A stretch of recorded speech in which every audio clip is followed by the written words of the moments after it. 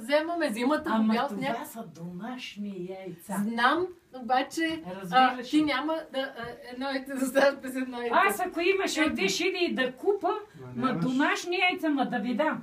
Ама миналия път, като ще си додат Христови, Марти си доди и аз му дадох колкото има. И след една седмица си доди Христо. Ма тие па не бя снесли много и нали те ще си додат. Снесли бе колкото за баницата, за кепша, за това. Да си дам на децата. Така.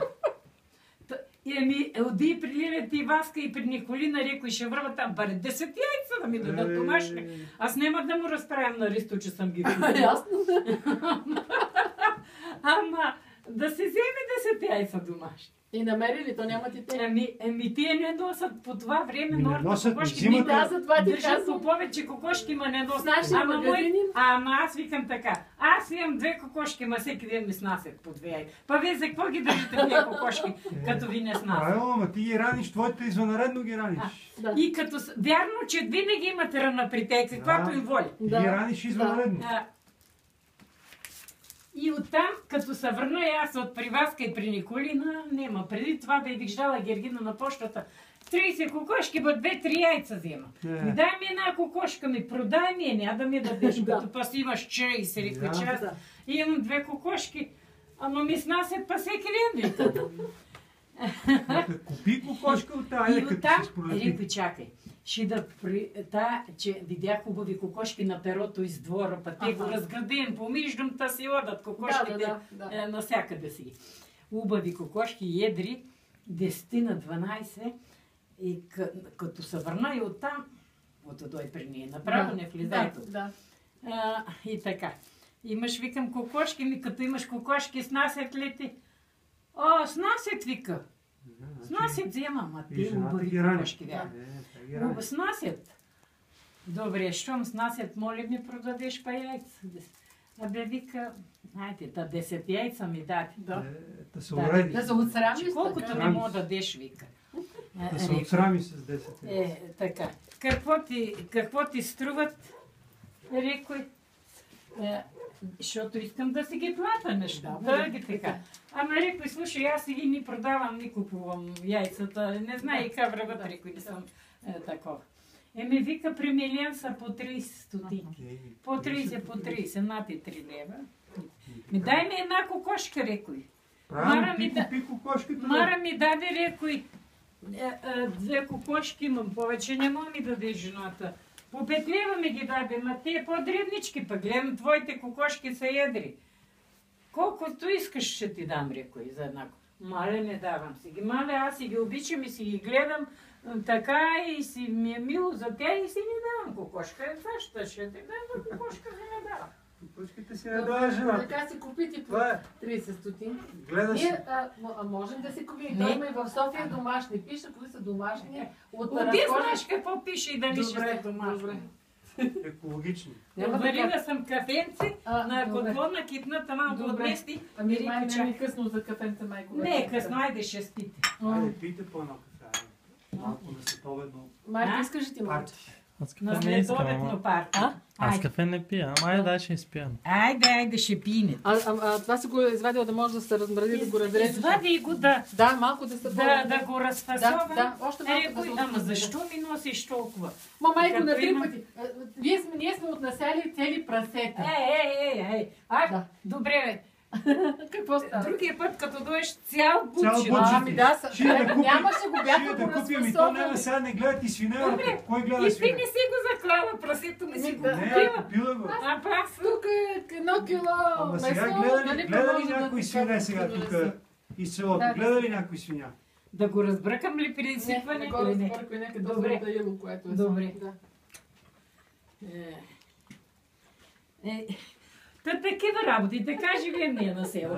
Така, имате си приключения. Ама аз се спомням, да разказваше Чичо Цоло ли не знае какво, един път му поискал нещо, тата ли попитал някой, някой друг човек и той нямал. И втори път пак някой отива, той няма. И трети път, шина да си купа, да мога да си правя услуга на хората. За кравата става. За кравата ли беше? За кравата. Една крава имал и се спряга кравата, нали? ама отишла, взел един, отишъл други да поиска и ще си купа още една крава, да не срамувам като мисля. Да не срамувам като ме попита някой. Като го питат и той срамува. Ти ще пиеш кафенце? Пие. Да. Аз съм научи си пие. Ми така. Той седи от лани кафе донесла Красимира и аз викам, вземете си го неща, аз кафе не. Или това те нека да седи тук. Аз се научи и си пие. Даже си оставям млейце. Да, с млекце И да си досипам млейце. Да. Голямата чаша зелената там и високата, като така. сипа до половина кафенци и го доля с млейце и си го пина и си ми да. Вика ти, Така. тук ще правите такова клуб мога да направите. Бе, те ладат един ден в седмицата на кафе там в читалището, но нали Ирина го там, тя ги приютява, тя е такова. Да, тя ги организира и ти. Читалището. Да, ти с другите жени са... И аз ми са... Ще идеш на интернет да я правите на интернет. Но то не знае, то интернет продължава ли, че тя одеше Генка на Нешко. Да. На нетка. Да. Ама... Какво Викаше тя Мара продължи? Кръстовица, ами... Тя май не води вечер. Той водеше, вика този, дето ми слугува там, водеше и тя почива по на 3 места, вика дето стигне до читалище. Да. Не може с краката. Да, Дебил. Дошла дъщеря и от някъде. Тя била разведена. На някакъв посланник сина по държавите, где да ги знае по кои държави било. Ама аз почуй един път, че е разведена, ама си мълча и нали не коментувам с никого какво, що, ма си мисля, някой го е пуснало и дали е вярно, дали не. Сега Мара Кръстовица е дошла си. Къде го служи и кекса? Йонка, ще ви обясня. Йонка приказвала с мен. И вика, разведена. Ти си го разрязала ли? И да. Кекса съм разрязала. Да. Така. Това е за Марти тук. Добре. Така. Баничката, кекса в кутийката и двете корички за него. Той така. Така. И парче от титката и двете пържолки да си вече. Не, пържолките няма да се разбереме така. Пържолките няма да се разберем. Добре, че ми каза. да знаеш. Ама, майко, ние мръдки ядеме непрекъснато. Ти си Ами детето, като си иде до вечера, ще сядне там с титката. Той иначе знаеш, умира от глад. Не. Като няма ще се чуди де. Като му няма. Добре. Хладилникът, виж, той е празен, той умира от глад това момче. Половината кекса на него и половината на вазе. И от титката съм служила на вазе. Добре. И баничка. Слагали в касетка дома. Годила съм там в касетката само.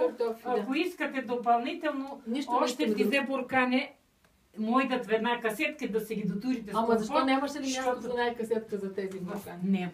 Тя няма празни касетки. Имам празни касетки, има там две готови. Не, ама защо да носим две касетки? Аз ти казах една касетка с всичките работи. По-малко кафе си сипала или не? По-малко. Има кафе, ама по-малко. Така. Добре. Айде, сядайте. Добре.